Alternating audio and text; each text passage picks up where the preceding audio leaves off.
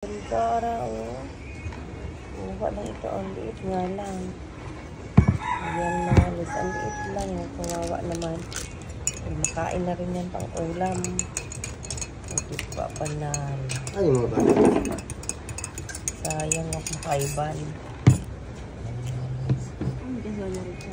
Balok na maliit. Oh, ayan. Ayos ka. Napahana lang ito mga lods. Ano yung mga baso na ito, man? Mga isda. Masarap na itong isabaw.